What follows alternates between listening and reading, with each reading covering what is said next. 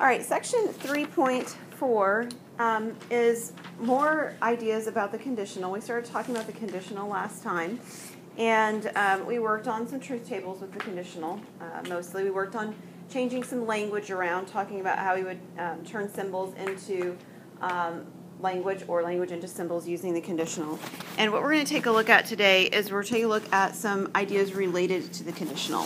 So for starters, let's just remember that a conditional statements that have that if-then form, right? And what is the symbol that we used for those? It's an arrow. So if we have a statement that has that if-then form, we can write P arrow Q, for instance.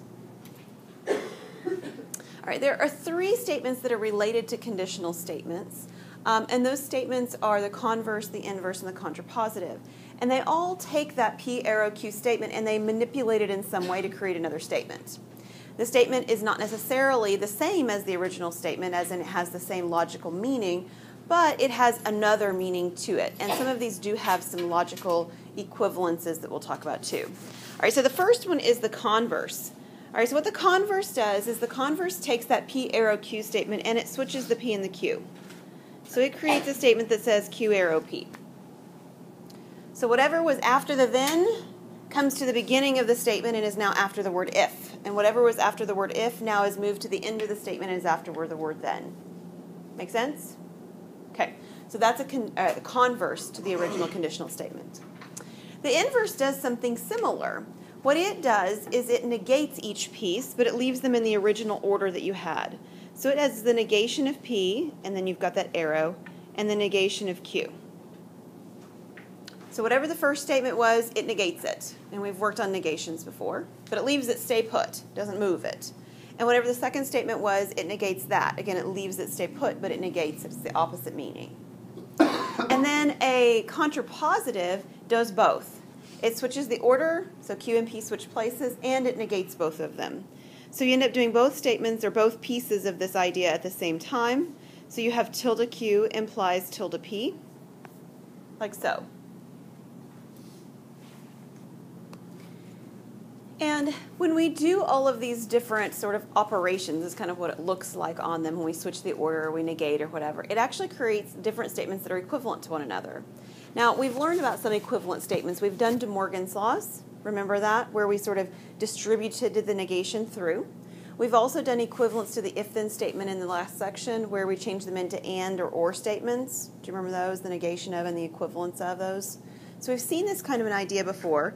So these equivalences, if the original statement is P arrow Q, then the statement that it's equivalent to that is the contrapositive, which negates the order, it reverses the order and it negates the statements. So P arrow Q is actually a logical equivalent to the statement tilde Q arrow tilde P. And I'm going to work through an example. It's not the first example, it's actually the second example, so you can kind of get a feel for language so you can see it happen. The language used, and you can see that, yes, it is exactly the exact same statement, just written differently. So we're going to do an example of that in a minute. The other natural equivalence is the converse and the inverse. Those are equivalent to one another. So the statement Q arrow P and the statement tilde P arrow tilde Q are equivalent to one another.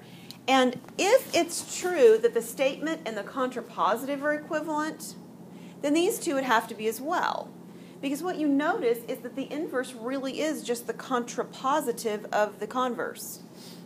Right? If you took this as your original statement and you switched the order and you negated both pieces, you'd end up with this piece over here, wouldn't you?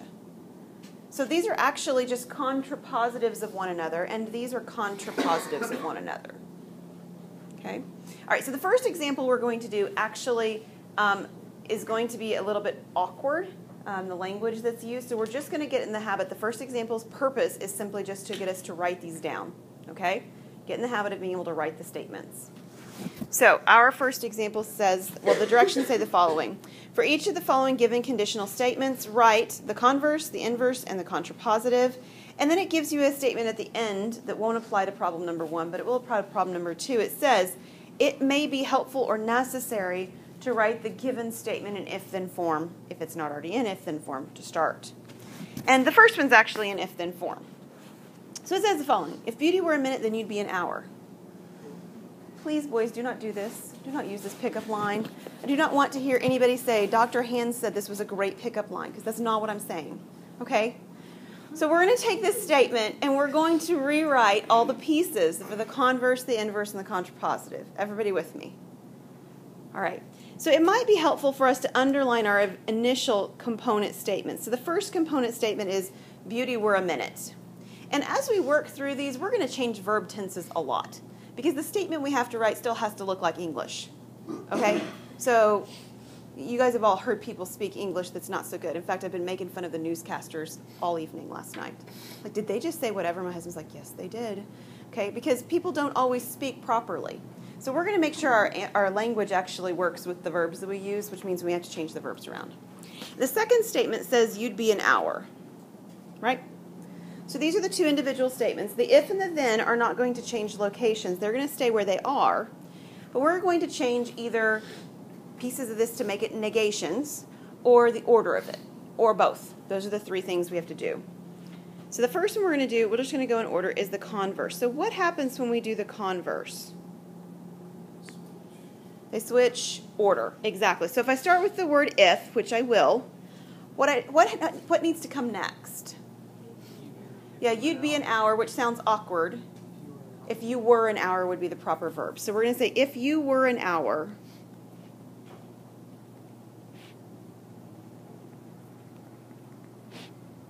then what?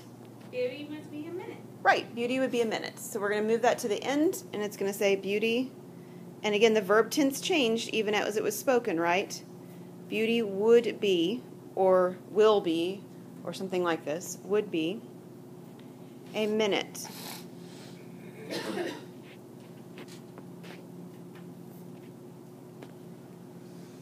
Okay, does that work? Yeah, we just switched to where they're located, that's all. All right, so what happens when we do the inverse? It's negated, but it doesn't move, right? That is from the original statement, it doesn't move. So I start with the word if, and instead of saying it, if beauty were a minute, what would it say? Were not a minute. Yeah, so if beauty is not or were not, it doesn't matter. So if beauty were not or is not a minute, then what? Then you wouldn't be, or would not, or however you want to write that. You wouldn't be an hour.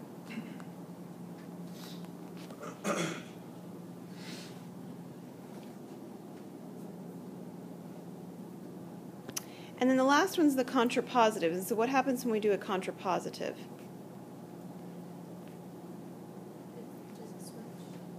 It switches, what is it switched? So it switches the order, one of those things, right? And it negates them. So you can do this one of two ways, and I think that this was, is it Holly? Yeah. Okay, I think this is where Holly was going. So you could do a contrapositive by looking back at the inverse, taking this right here, right, the part that's all negated, and switching it. Or you could do the contrapositive by taking a look back at the converse, so the order is correct, and now you're negating pieces.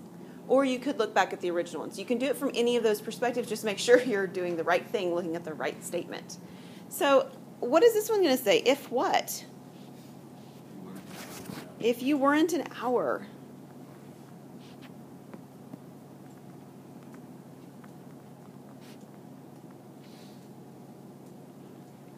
Then what? Right. Then beauty wouldn't be a minute.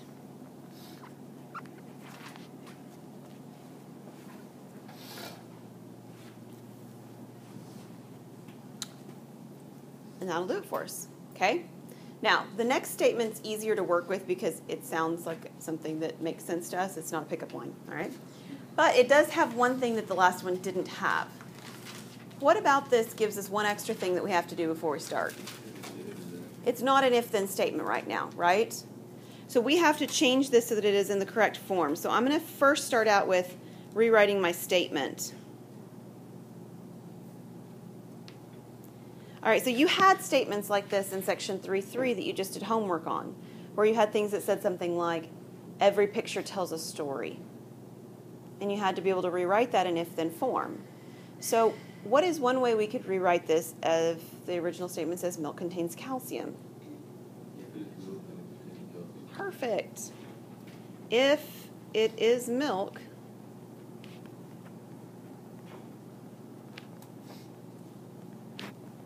then it contains calcium. Okay, does that make sense for everybody? And that is what the statement says, right? Yeah, it is. All right, so we're going to do the converse first. So when we do the converse, what we're going to, well, let me pause for a second. We're going to create the three statements that we need. And then what we're going to do on this particular one is we're going to look back at this and agree that, in fact, the first one, the statement, and the contrapositive really do mean the same thing. And that the middle two really do mean the same thing. Okay, so that's what we're going to do after this particular problem. But let's first fill in the pieces for the problem. Okay? All right, converse. What's it going to do?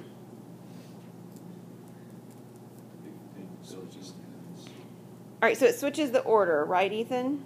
Okay, so we're going to move the calcium part to the beginning, and we're going to move the milk part to the end. So Ethan says that it should say something like this. If it contains calcium,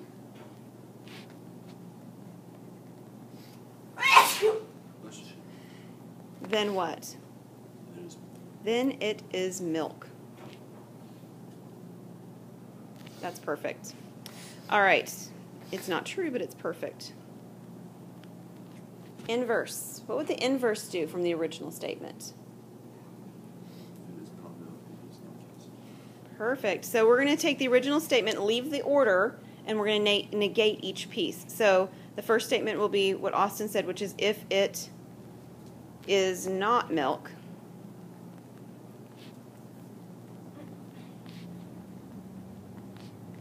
then it does not contain calcium.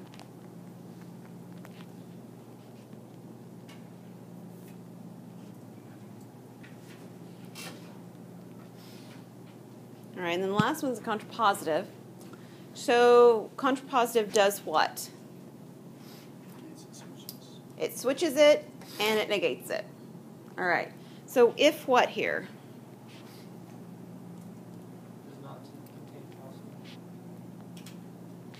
If it does not contain calcium,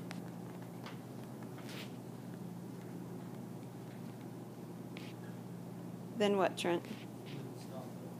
Then it is not milk.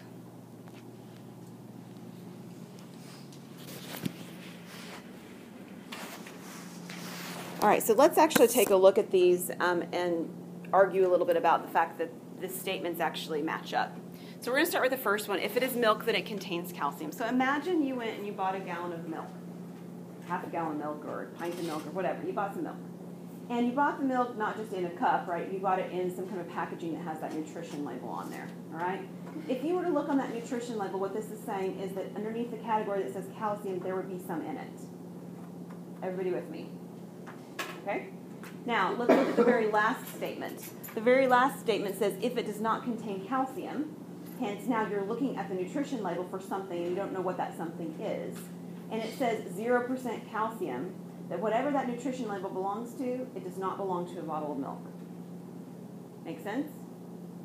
And those statements have to be one and the same, right? So if the nutrition label is saying calcium and the product being milk correspond, then you'd know for certain if it said no calcium that you do not have a bottle of milk.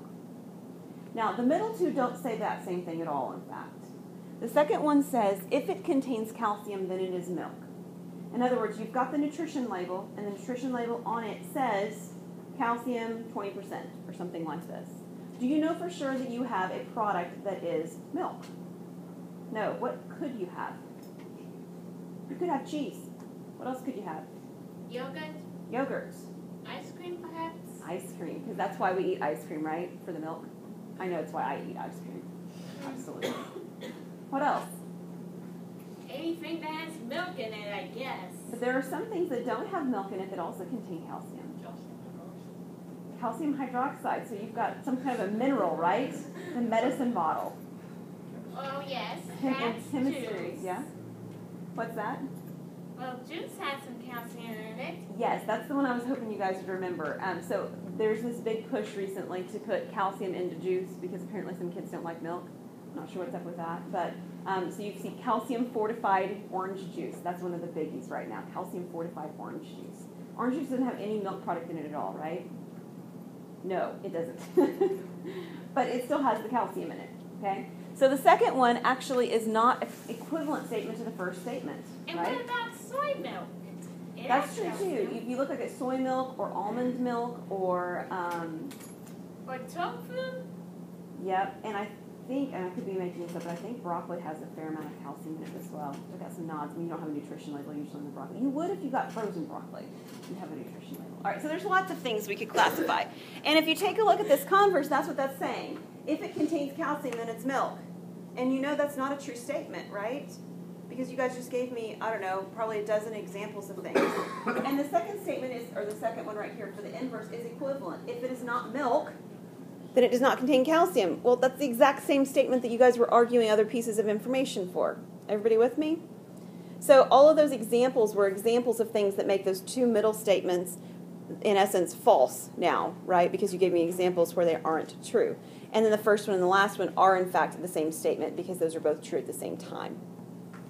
All right, so the last one that we're going to do in this particular set of problems is tilde P implies Q. The directions are the same, all right? So we're supposed to create the converse, inverse, and contrapositive. It's just that we don't have language right now. We're just doing it with symbols. So that should be easy, right? Right. Okay, so what are we going to do for converse? Q applies tilde P. Right, we're just going to switch them. And even though there's a tilde in there, the tilde was there to begin with. So we just switch it too. What about for inverse? Okay, so we need to leave the P and the Q where they are, right? But we need to negate them. So if we negate tilde P, it becomes P, which is what Ethan said, right? Right. All right, so we've got P. And then negating Q would be tilde Q. And then the contrapositive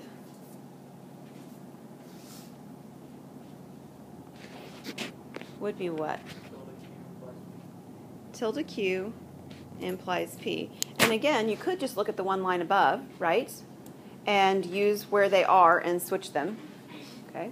Or you could look two lines above and you could use the negation, or you could use the order that are there and negate them as another option. Or you could go back to the beginning. Any of those will work.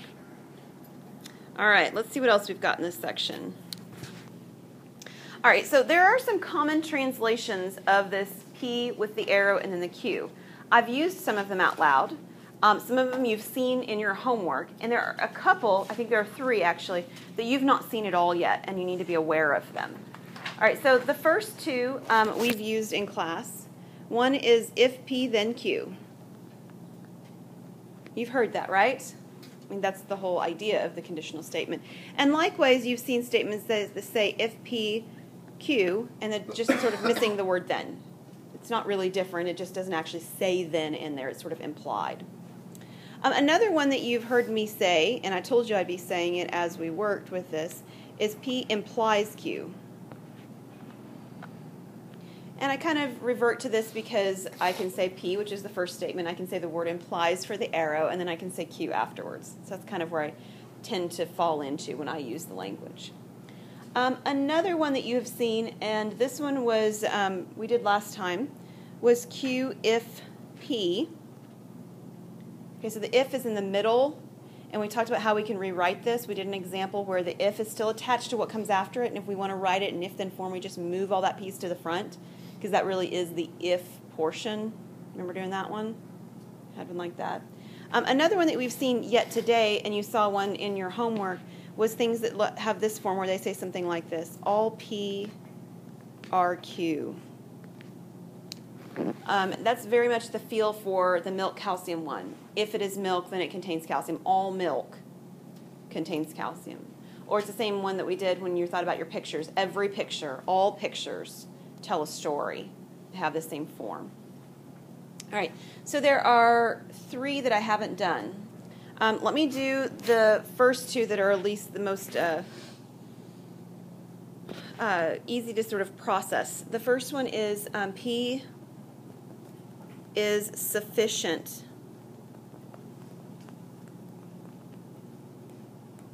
for Q.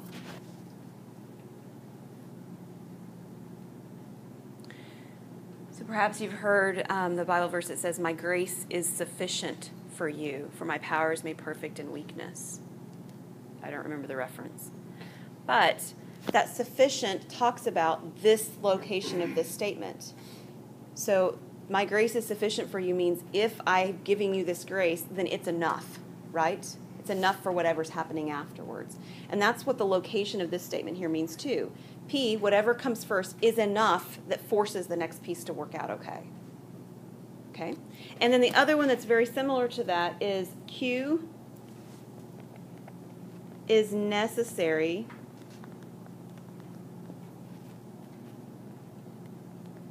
for P. That is, it has to follow. It's necessary. It's not optional, right? It's like when I tell my son, if you don't go to nap today, you must go to bed early. It will follow. It will happen. It's a necessary repercussion of the choice you made before, okay? The last one, the one that's most awkward maybe, is one that looks like this. It says P only if Q. And we're going to do an example like this. Notice, the if looks like it's attached to the Q, doesn't it? I mean, it's right next to it. But we've got this extra word in here that we didn't have. This one's different than this one, isn't it? They're in a different order. The P is coming at the beginning in one, and it's coming at the end in the other. The P looks like it's attached to the if in one, and the Q looks like it's attached to the if in the other. So what's going on? Well, when you see this phrase only if, it's actually giving the statement. This is one of those fun things about English. Be glad you're an American that you get to speak English with all these funny rules, right? Right. This is one of those awkward things because this only if actually means the if is attached to the P, and the only if is going to become a then if you were to write this in if-then form. That's very awkward. It's very strange. So this keyword only is one of those things that when you see it, you have to know that it does not mean the if is now attached to what it looks like it's attached to. It actually means the if goes at the beginning of the statement and the piece in the middle becomes the word then. Okay? So we're going to try some where they're written in different forms, and we're going to rewrite them in if-then form.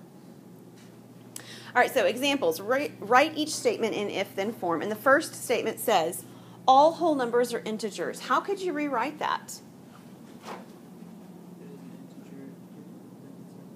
Close. If it's a whole number, then it's an integer. Right. So the if starts at the beginning. The whole number, this is the form that looks like this one right here. All P or Q. That is not a good color. Let's try a different one.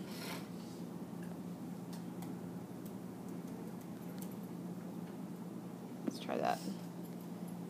All P or Q. So the order stays the same. The P and the Q stay in the same spot.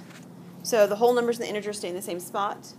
So when I rewrite this, this will say if it is a whole number,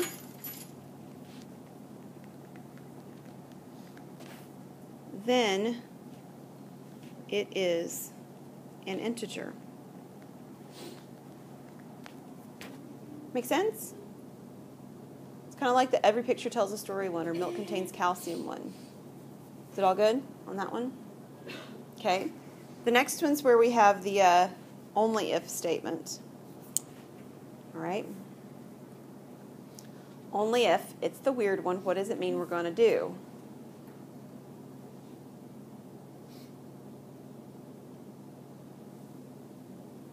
Do you remember what I said? The second, and that's going to be repeat. Say- So, if the school board approves, then the principal will hire. If the word only weren't in here, we would do exactly what you just said, Trent. Yeah, the only makes all the difference. Because of that word only, what will happen, and we'll draw a picture of it, is that the if is going to move to the beginning, and the only if is going to become the word then. So nothing actually moves when we have an only if, except for the word if. The if goes to the beginning of the statement. It's one of those awkward English things that we have to just deal with, all right? I thought I was getting out of teaching English, and somehow I still managed to have to deal with it. And some of you think you're going to get out of doing anything with math. I promise it's not going to happen. You need it. So we're going to start with if, and what's it going to say? If what? If the principal has a teacher. Yeah, and again, we've got some language things, right? We're changing verb tenses to actually make it read properly. So if the principal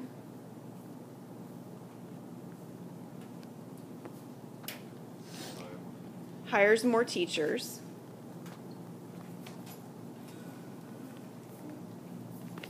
then what? Then the school board, I'll use the word you did, will approve. Or you could say did approve or does approve. It doesn't matter. Or must approve. Must approve would work too, yes. Any of those are fine. Okay? Because you see, what this doesn't say is it doesn't say that as long as the school board approves that he has to hire those teachers, does it? And if we put the if and the then in the other location, that's what it would say. It would say, school board says hire more teachers and principal goes out and does it. That's not what happened here. The school board approves means that he's able to but doesn't have to. And this is how we would write that statement to be equivalent. All right? So only if means the if comes to the beginning of the statement and the phrase only if turns into then. None of the other words move around, except perhaps to change the form of the verbs.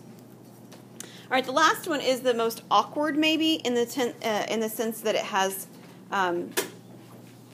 you have to figure out what it's telling you to begin with. All right, so this one says, Yeah, that's what made him a loop.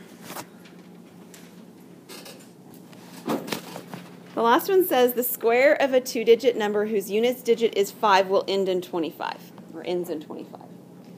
All right, so somebody tell me what it's saying. I don't care about the if or the then for the moment. What's it talking about? What kinds of numbers first is it talking about? What does it mean to say a two-digit number whose unit digit is 5? 15. Could be 15. What other number could it be? 35. 50? Not 50, but 55, right? Oh, We have to have the 5 in the units digit, in the ones place. I tried. So 25, 35, 45, 55. It's talking about any of those numbers. And what... Okay. Leah? Okay, we've got lots of numbers. Thank you. All right, so any of those numbers, what are we going to do to them? Square them. And when we square them, what's going to happen? The result, the square, will end in the number 25. So for instance, if you take the number 15 and you multiply 15 by 15, do you know what you get? Does anybody know what you get? It's actually not as large as you might think. It's 125. Yes, thank you, Austin. 125. The point being that it ends in 25, right? If you did 15 times, or not 15, what did I want? 25. If you did 25 times 25, that's 625. It ends in the 25. So no matter which two numbers we pick, it has to match, right, the same number, and we multiply it by itself, it will end in 25 when we're done. Okay, so that's what this statement is saying. So now we want to write that in if-then form once we've understood what the statement says. So if what? If it is the square of a two-digit number whose unit is 5. You're close. You've got a couple of the phrases in the wrong spot. Can somebody fix what she suggested? Do you have an idea, Leah? If the square of a two-digit number ends in 25, then its unit digit is 5. That's not what it said, though. You've got it backwards as well. Oops. If what? What did I ask you guys first to talk about when we were discussing this problem? If it ends in 25. It's not if it ends in 25. Two-digit number whose unit digit is 5. There you go. We started with the two-digit number and unit digit 5, didn't we? And I said, let's figure out what that means. We started with that. That's the piece we started with. So if a two-digit number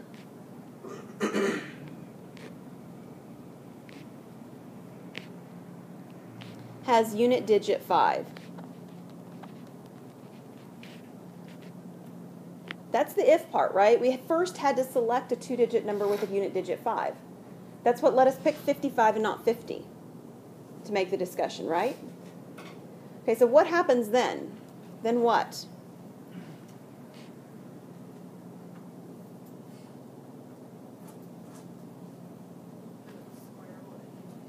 Right, so then the square of the number